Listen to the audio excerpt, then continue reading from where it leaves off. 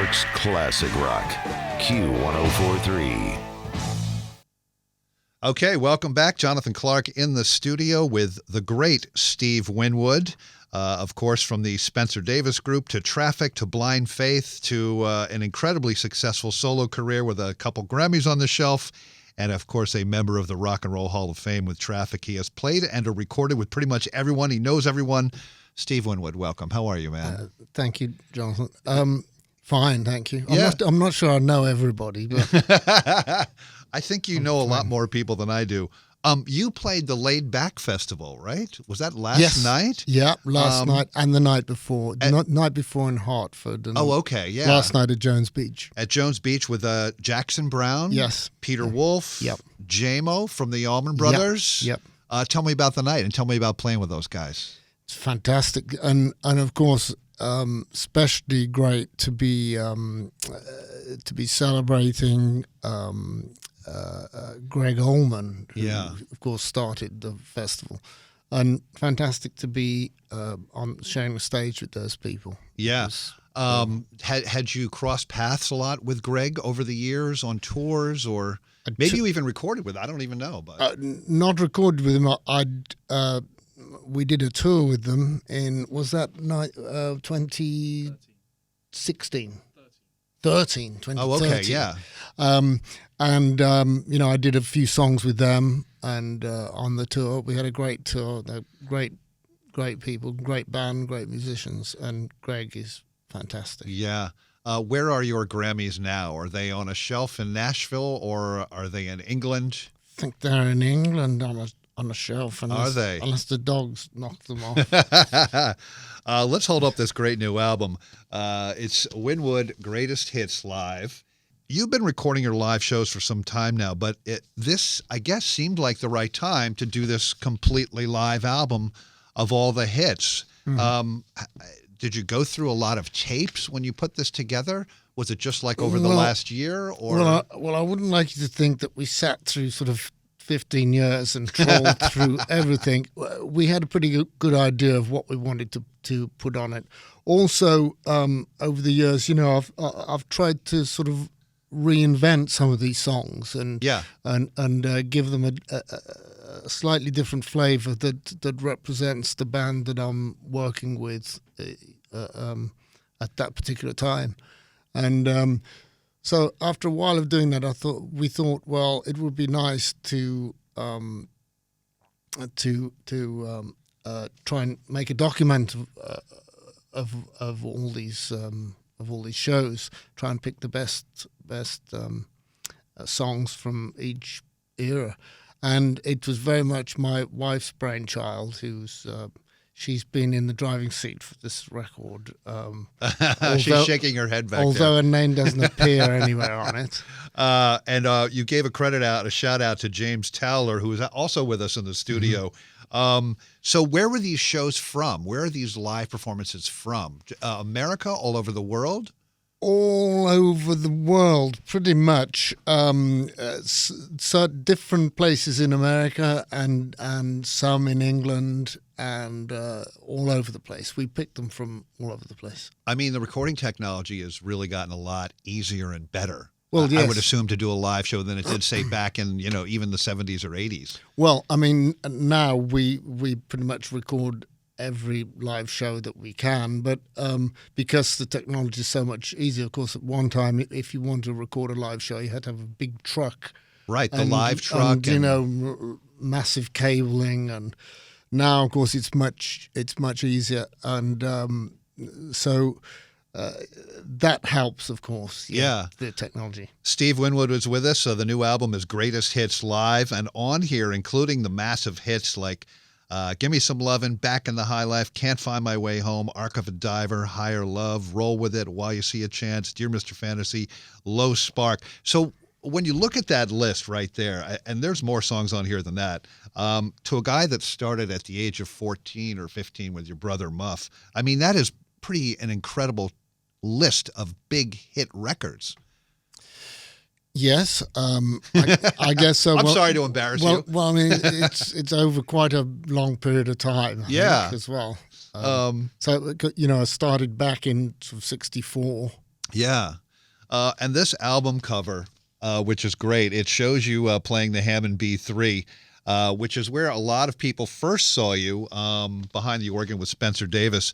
And I always wondered when I started going to church as a kid a long time ago, I was fascinated by the organist because I never saw him, and then one day my parents took me back there and it was like seeing the Wizard of Oz exposed because I saw this huge keyboard with all these buttons and keyboards and pipes and everything. So was it church? Was it Ray Charles? Was it Jack McDuff? These guys that really got you into the B3? I think it was all of that. I mean, I started off as a as a choir boy in about 1958, and I was introduced to Anglican church, ancient Anglican church music, which and then of course I discovered at the same time I was learning to play 30s and 40s dance music with my dad, who played that, and I would play with him. And then through that, I sort of got introduced to jazz, and then of course the man who connected jazz, bebop, and rock and country music and R&B was Ray Charles, and he did that perfectly. So, and he was a big influence. But as far as the organ, of course, in the early days, I started off as a piano player, and then when I used to go and play at a lot of the early venues we played were in pubs and in function rooms at public houses. And they had the pianos were in very poor condition. So I immediately thought, well, I'm going to learn to play guitar. Because I don't want to be stuck behind this piano. And they were difficult to mic, and you couldn't really compete with the sound of the drums or the electric guitar. And then, of course, when the Hammond organ came along, it was a gift to a lot of keyboard players in rock bands, because suddenly we could play and we could make make a sound that would compete with Marshall stacks and and which is bass important. guitars. Yeah, exactly. Yeah. And the thing about those keyboards is that you don't have to make an appointment to have it tuned. With those old pianos, and we have an upright piano at my parents' house. The thing is horribly out of tune, but you still have to make an appointment to have some guy come over with a special set of wrenches to, tune it up. You're talking about guitar. You're an excellent guitar player, but one thing I don't know how you do is how you play the mandolin, because I've tried to play the mandolin. The frets are like microscopic compared to a guitar, Yes, I suppose so. It is very different to a guitar. Of course, the tuning is completely different. Yeah. It's more akin to a violin, right? To a fiddle. In fact, a lot of fiddle players play mandolin because the tuning's the same. And so, of course, it means the intervals are very different. And as you say, it's the fingering's very much like a violin. Steve Winwood, Greatest Hits Live is the new album. He's in the studio with us. The Low Spark of High-Heeled Boys is a song when DJs play it on the radio. You've probably heard this before. This is a song that is awesome, but it's very long. It's like we can actually eat something while we're on the air, when we put that song on the radio, which is great. It's a great song. You can eat something to it. But how long is the version on the new album? Is it as long as the studio version? That's a good question. I don't know. I think it's about as long. I mean, it was very interesting when we recorded the original version, which I think was 1971 or 72, because at that time, with Traffic, we were just playing these very long, drawn-out jazz folk songs, purely for our own enjoyment. Right. And then, of course, at that particular time, radio changed from AM to FM. FM came along, and AM became top 40 radio, and FM wanted to play very long, drawn-out jams, which is exactly what we would, by default, we were doing that, and we just got we fell on our feet, really, and as you say, I'm still playing that stuff today. I played it last night. Yeah. So, and we very much live on that legacy now. Steve Winwood was with us. Greatest Hits Live is a new album, which is fantastic. Everyone should go out and buy it. All these great bands, the amazing solo career, incredible history of touring, but you've also been, in some cases, almost a session guy on albums from your good friend Eric Clapton, also Government Mule, Paul Weller, Phil Collins, his But Seriously album, Billy Joel's The Bridge album, David Gilmour, George Harrison. The list goes on and on. You were also credited with playing on Jimi Hendrix's Electric Ladyland and the Cry of Love albums. Would you indulge us with a Jimi Hendrix anecdote that we might not be aware of? Working with him, playing with him, being friends with him? Well, which albums did you mention? Electric Ladyland I played on. And then The Cry of Love, which came out posthumously, I think, right? Oh, I see. Which was which had the same, which had the Voodoo Child on it. Yeah. Well, I think maybe I know that when we did Voodoo Child, it was 3 takes. The second take, Jimmy broke a string, so it was an incomplete take, and of course we didn't have guitar techs to mend his string. He strung it himself and tuned it without tuners and all that sort of thing, and then take 3 was the one, and I do remember once going into it must have been sometime in the 80s, I think, late 80s, 90s, going into the back of a stage door of a show, and somebody standing there handing me a cassette saying, "This is take 1." Wow. So I think take 1 is definitely out there, as there are a lot of bootleg, Hendrix stuff. And when you recorded with Jimmy, that was here in New York at Electric Lady? It was here in New York at Electric Lady, yes. Have you been back there ever since then? It's still an active studio. I believe it is, but I haven't been back. Steve Winwood is with us. Greatest Hits Live, the new album, and another sort of Jimi Hendrix reference on this album. You cover Buddy Miles' Them Changes. And the first time I heard that, it was with Band of Gypsies. And then I heard Buddy's version after that, which is much different, just as cool and awesome, but in a totally different, he's got the horns, he's got the brass section. Was this a song that you've always loved and always wanted to play live and actually record now? Yeah, well, interesting enough, Buddy used to get up and play with us when we were in at the Fillmore West. He used to regularly get up and Winterland in San Francisco. He'd regularly get up and play with us. When Traffic was a trio, it would have been about 1967, and we got quite friendly with him at that time. And then when we played, when I played the Garden with Eric Clapton in was that 2007, 8, something like that. Anyway, I suggested, we were wondering what other songs of this, he has a massive repertoire. I have quite a few songs. Well, Eric has a massive repertoire. We were just discussing what we should do, and I suggested we do Them Changes, and I think that was the first time we played it was the night before Buddy Miles sadly passed away. Right. But I believe he did get to hear it. Someone played it to him on a radio or recording. Tell me the feeling you had when you found out you were being awarded these honorary doctorate degrees. Is that a weird thing? Being sort of a rock and roll musician, when say Berkeley reaches out to you and another university in England did the same? Well, I came into music, into rock and roll through not the usual channels. I started off as a chorister, and then so I learned about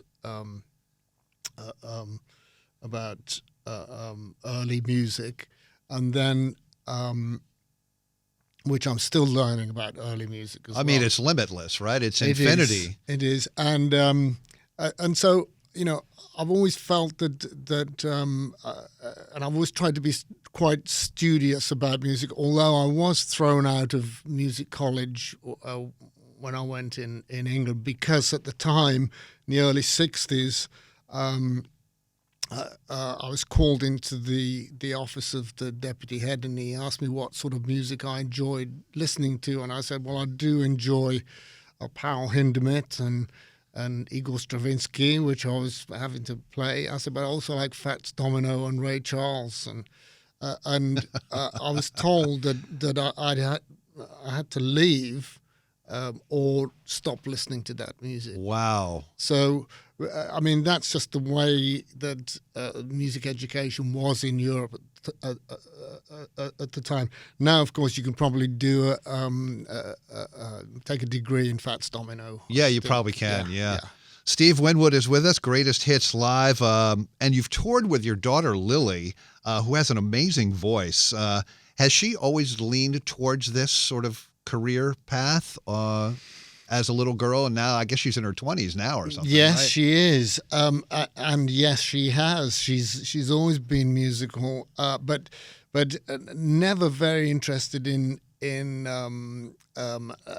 learning the traditional route of music. I haven't really taught her anything. She's learned everything that she does. She's learned it herself, picked it up and taught herself, and she's very much self-taught, and she has a beautiful voice. She does have a beautiful voice, but she's not leaning towards the Ariana Grande pop kind of genre, or she's more rootsier like you. Or well, definitely, and she also likes Americana. She lives in Nashville. Okay, yeah, and she loves this Americana music. And I have different children; they all like different sorts of music, but Lily is very specific about what she likes. Now, is one of your children a DJ? You said you had a lot of turntables. Yes. One of my my son is a DJ producer. Oh, okay, very good. And so he does his own stuff and DJs his own music. Yeah. Speaking of Lily again, you two did a version of Higher Love for Hershey's Chocolate. We did, yes. Wow. Okay, was that a TV commercial, a radio thing? Like, what was that? It was I thought it was a TV commercial. I think one of these sort of Lifetime. It's a really good version. I like that version. Lifestyle. Yes, I think it came out really well. Yeah. One of my all-time favorite songs of yours that is on the new live album is "Empty Pages." The original version on John Barleycorn Must Die. There are many things I love about that song, including the organ. But what I love about that song, I don't know who the bass player was on that record, but the bass is so part of that song to me.